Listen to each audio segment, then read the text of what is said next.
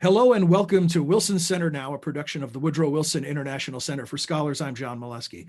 My guests today are Chris Sands, Director of the Wilson Center's Canada Institute, and Duncan Wood, Director of the Wilson Center's Mexico Institute and Vice President for New Initiatives.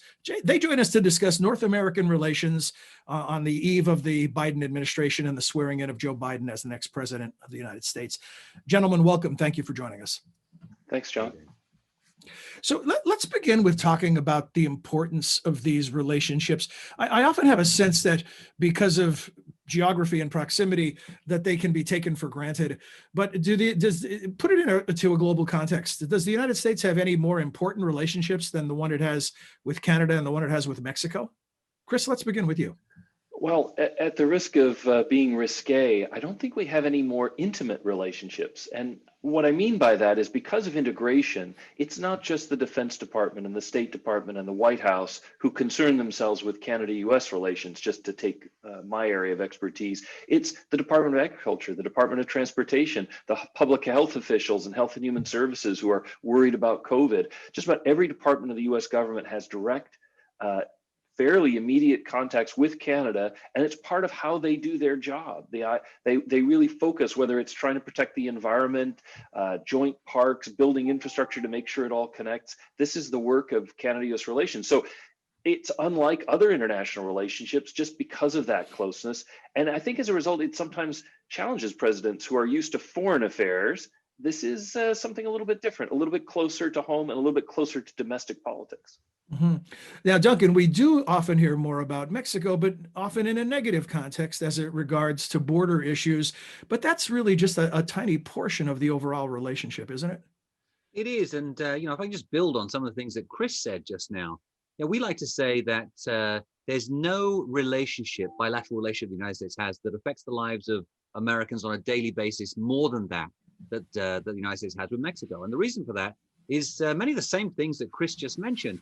But there's one big difference, of course, and that is that we have to remember that over 11% of the US population is made up of Mexican Americans. And we have millions of Mexican citizens living here in the United States, both documented and undocumented. And that's a really, really important factor. And on a daily basis, we see millions of Mexicans and Americans crossing back and forth across the border in an entirely safe and legal way. That border is responsible for a huge percentage for the GDP of both countries. And the fact is that the United States is more competitive as an economy because of its relationship with Mexico and, of course, with Canada. And so, we see it there. But of course, we cannot forget about the more negative dimensions. Law and order, corruption, violence, drugs, illegal migration, all of those are there. And for that reason, I think the Mexico-US relationship is really so compelling. And it takes so long to unpack it. And I think that's where many of the challenges that we're going to see in the coming year. Leaving the U.S. out of the equation, the North American equation for a moment, what can each of you tell us about the relations between Mexico and Canada?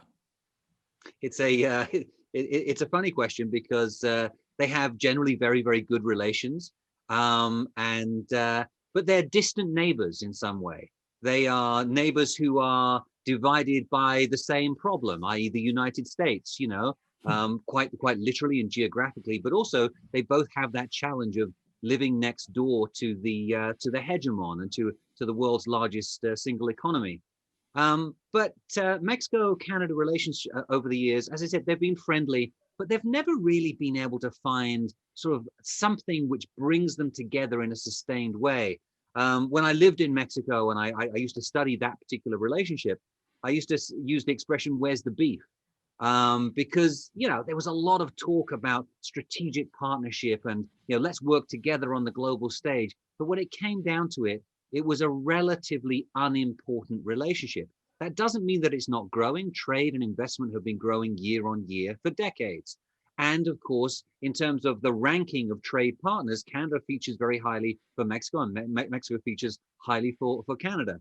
But I still feel as though if you take the United States out of the equation, there's not a lot left for the two of them. But maybe Chris has a slightly different perspective.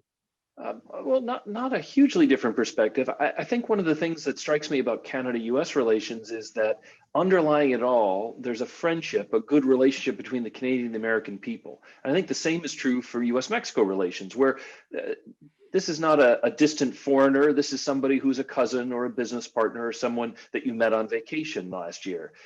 While that's true for the US with Mexico and Canada, it's much less true for Canadians and Mexicans. They don't have that sort of interconnection of family, of business, and other ties. It's getting better, but often those ties are mediated through, hey, I met this great Mexican as a Canadian when I was at a conference in Las Vegas. And so there's always that US element in there. But I think that goes to some, again, the intimacy that comes in with this relationship, and it puts tremendous pressure on the administration. A president is a steward, a caretaker of that friendship, and it limits what presidents can do.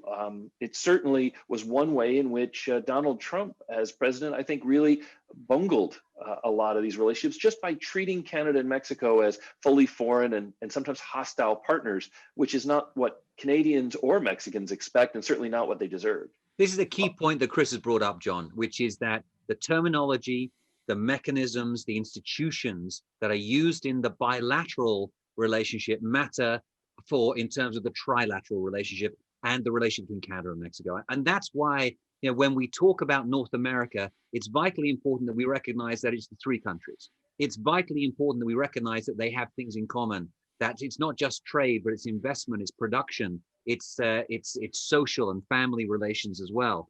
And sadly, as Chris just pointed out, we've missed that for the last 4 years. So I'm anxious that we get back to that sooner rather than later. So with that in mind, what does Joe Biden inherit in terms of issues in the inbox, priorities that need to be addressed, current relationships between AMLO and Trump or AMLO and Trudeau? What is the new president inheriting in each of these instances? Well, in a couple of ways, I think Joe Biden has got a pretty good set of cards to play. First, we have the US-Mexico-Canada agreement, the replacement for NAFTA. That's been passed by all three countries. We're in the process of implementing it. There are a lot of decisions still to be made. There's definitely follow through. But this is not just something that defines the economic relationships between the three countries. It's something that a bipartisan majority in the House and the Senate endorsed, something that Joe Biden supported when he was a candidate and now inherits as a president. That makes it one of the few things that really brings Americans together, this commitment to a new kind of relationship with the two countries. Secondly, I think he inherits the legacy of border control in response to the COVID crisis. Unlike China or Europe, where the United States simply closed borders and stopped travel, with Canada and Mexico, the decision was made to cooperate in restricting the border while allowing essential traffic, mostly commercial, to continue to cross. Now, that's not been without hardships for border towns and border communities that have been separated, but that is a major undertaking, one that involves large numbers of Americans and affects a lot of lives. That's a tremendous responsibility. And as we come to March, just maybe 2 months after the president takes office, we are going to hit the 1-year anniversary of those border restrictions that were only ever intended to be for 2 or 3 weeks, like so much of the economic shutdown has been. And I think that may be the one thing that is got a short fuse for the president, which is figuring out a way to go from 30-day renewals to a plan that provides some phasing out of some of the restrictions in a sensible way that's based on data. We don't have a roadmap for that yet. We surely need it. And I think that may be one of the most pressing things on the president's desk. John, we've just put out from the Wilson Center our annual On the Horizon report. It's in my opinion, it's a fantastic short take on what the policy priorities are in each of the countries and regions that we cover. And the issue that Chris has just mentioned, the border, that has to be a priority for both Canada and Mexico. But there are also issues which obviously are very different in the Mexican context. There's the migration issue, and there's the security and narcotics issues, and those have to be a priority for the Biden administration because they matter immediately. They have immediate political consequences. If Mexico stops cooperating with the United States on stopping Central American migration, there will be a surge on the southwest border, and that will look terrible for the Biden administration. Likewise, if Mexico stops cooperating on the fight against organized crime and violence and drugs, then there are political costs here in the United States, as well as, of course, enormous public health costs there. And thirdly, I would say, you know, over the past couple of years, Mexico and the United States, Andres Manuel Lopez Obrador and President Trump have sort of kept up this very fascinating dance between them, where AMLO has given certain gifts, the cooperation on migration, for example, in order that President Trump just kept out of the internal affairs of Mexico and didn't put too much pressure on Mexico on economic policy and energy policy, for example. I think that that's going to change under a Biden administration. There is an urgency for steps to be taken to pressure Mexico to treat U.S. companies more fairly in Mexico, and in particular in the energy sector. There needs to be pressure from the U.S. government to make sure that there isn't backsliding on the reforms that took place in the country back in 2013. And Duncan mentioned the On the Horizon report, and I just want to let you know, those of you watching, that you can find that. It's downloadable free of charge at wilsoncenter.org. Expectations. One of the things that I think the Wilson Center adds real value to these discussions, and both of you in particular, is that you get inside the heads of the people that you know within these countries because of your intimate relationships with the nations and people within them. And so you can kind of give us their perspective. So talk a bit about expectations. What are the expectations from Canadians for Joe Biden and his administration? And Duncan, similarly, what are the expectations from Mexico? Well, they start in Canada sky high. You know, many Canadians really like the United States and were flabbergasted that Donald Trump referred to their prime minister as weak and a backstabber at the G7 summit that was held in Canada. It was just a low moment. And so now what they see in Joe Biden, someone that they've seen in American politics for a long time, they see a friend, someone that they expect to not only treat them respectfully, but also to care about what goes on in Canada.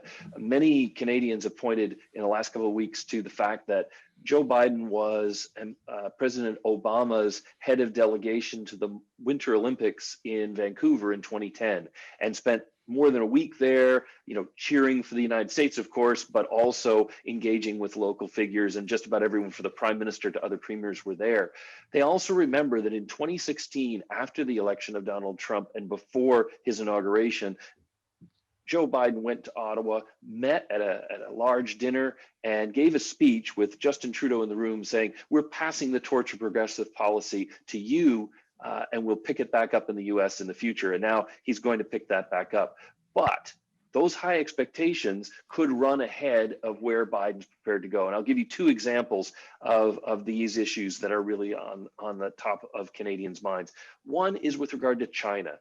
Because Donald Trump was so confrontational with China, Canadians felt somewhat caught in the middle. Why? Because the US asked for Canada to arrest the CFO, the chief financial officer of Huawei, as she passed through Vancouver. That put Canada in the middle. And of course, China punished Canada on trade and other issues, arrested a couple of Canadians who were in China and accused them of espionage. It's been a high stakes case that really tugs at Canadian heartstrings. They expect a different approach from Joe Biden, and they expect that he will try to bring their hostages back from China. That's a tall order. A second area, they know that Joe Biden wants to sign the Paris Accords, get us back into the global climate game. But at the same time, Justin Trudeau has taken the Canadian carbon price of $50 a ton and promised to bring it up to $170 a ton, and has explicitly said he'd like to have a border adjustment fee, which is something that the USMCA, the new trade agreement, does allow, where he would put a surcharge on imports from the United States that had not paid a carbon price here in the US. That has the potential to cause major headaches for supply chains. It's all in how you implement it. And I think that could be one of the very early issues where the Biden administration would be put on the defensive by moves from Canada. In the Mexican case, John, it's mostly negative, I have to say. Weirdly enough, you know, President Trump was a president who said terrible things about Mexicans, calling them murderers and rapists. You know, he was the most active proponent and driver of the building of the wall. He put a lot of pressure on Mexico on a number of issues, including migration, threatening them with tariffs, etc. And yet the current administration in Mexico, as I said earlier on, found a way to work with him. But what they also did along the way was they alienated the Biden camp. They alienated the Democrats here in Washington. In July of 2020, when AMLO visited Washington to talk to President Trump, he only met with folks at the White House, didn't meet with a single Democrat while he was here. And there have been very, very few efforts to reach out to the Biden camp, even refusing to congratulate Biden on his electoral victory until after the Electoral College votes came in. That means that we don't begin on the best foot. What we actually do is, I think we start in kind of an awkward situation. However, I'm an optimist on this one. The Mexico-US relationship is simply too important to let fall by the wayside because of personal feelings here. And I can see that there will be an invigorated effort on the part of the Biden team to build bridges with their Mexican counterparts and to make sure the relationship goes smoothly. Duncan, who do you see making the first move in that regard? Well, or the U.S.? We've already seen some moves coming from Mexico since the Mexican president congratulated Biden after the Electoral College decision was made clear. Then there have been some overtures. There's been visits by representatives of the Mexican Foreign Ministry. So there is a conversation now underway, which is a positive thing. I think it all comes down to where President Biden chooses to go first on his travels, doesn't it? I mean, and whether or not there will be presidential travels early on because of COVID. Traditionally, it's either to Canada or Mexico. That has tended to be the pattern over the past few years. If we see him planning a visit to Mexico, I think that will be seen very positively. It doesn't mean that you smooth over all of the issues that are there by any stretch of the imagination, but at least it means we can begin the dialogue. You mentioned where he might travel first, and it brings up a question. In that, is there low-hanging fruit in these cases? If you picked up the phone and it was President-elect Biden or soon President Biden, and he said, "What would you recommend is my first move when it comes to Canada or Mexico, respectively?" What would you suggest? Well, interestingly enough, I think in the Mexican case, the issue that Andrés Manuel López Obrador, as president of Mexico, talks about all the time is corruption. And the Biden team and the Democrats as a party have had a focus on corruption, on fighting corruption. There's really fertile ground there for the United States and Mexico to work together if Mexico is really serious about that.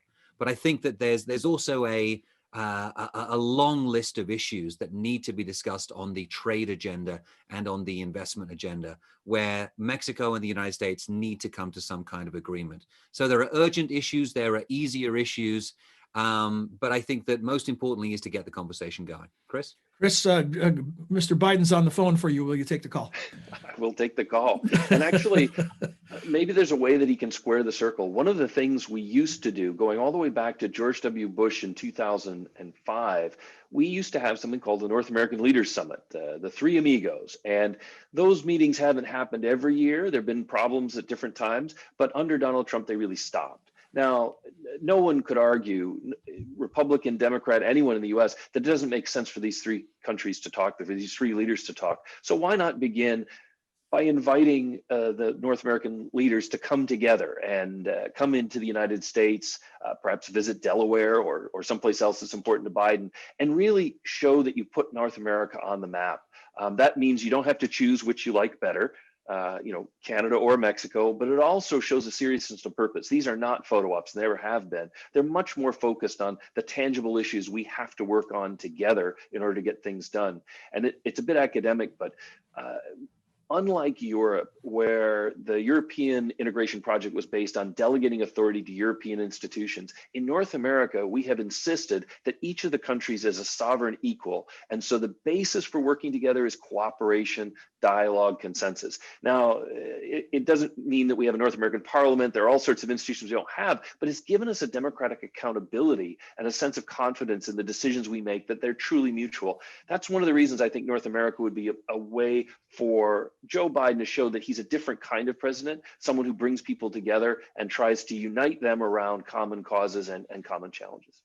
This notion of the summit or reinstituting the summit, Duncan, reminds me of work from your colleague, Tony Wayne, who has talked a lot about greater North American integration and the opportunity, the possibilities that exist there for a juggernaut, both economically and otherwise.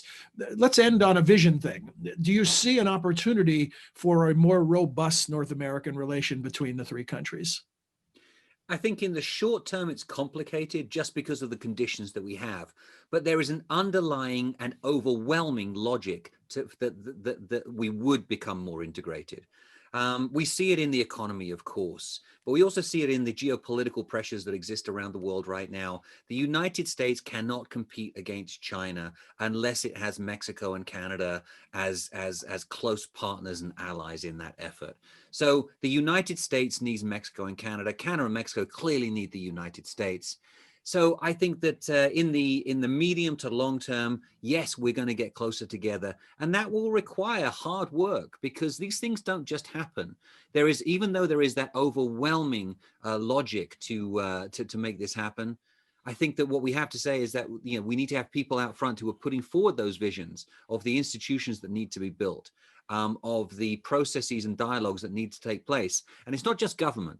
Remember, this involves civil society, and of course, it involves business as well. Chris, the luck of the draw gives you the final word. Final thoughts. Well, my final thoughts are always where my first thought is, which is that we're going through this amazing pandemic. And, in the United States, we haven't always been happy with the way that people have responded, but we've done amazing things to develop vaccines, the ability to produce vaccines. And there's a major public health effort, which will, I think, take over the first 2 years of the Biden term, and that is trying to get the vaccine out there and getting us back to normal. There's a North American angle to this in that Mexico has some production capacity, but of course, a large population, they're going to need help. Canada has been buying its vaccines abroad because it doesn't have domestic manufacturing capability. What a gesture for Biden to take to make our efforts to keep our people healthy and get those vaccines distributed truly a North American one. Out of great crisis and the feeling that when I was in a jam, that other country helped me, that's where friendships are born and where they're renewed. And I think if Joe Biden makes the recovery from COVID a truly North American effort in cooperation with Canada and Mexico, he'll strengthen this relationship going forward and make a lot of friends. Gentlemen, thank you. Fresh starts always bring with them new hope. Thanks for joining us today and sharing your thoughts. It's a pleasure. Thank you, John. Thanks, John.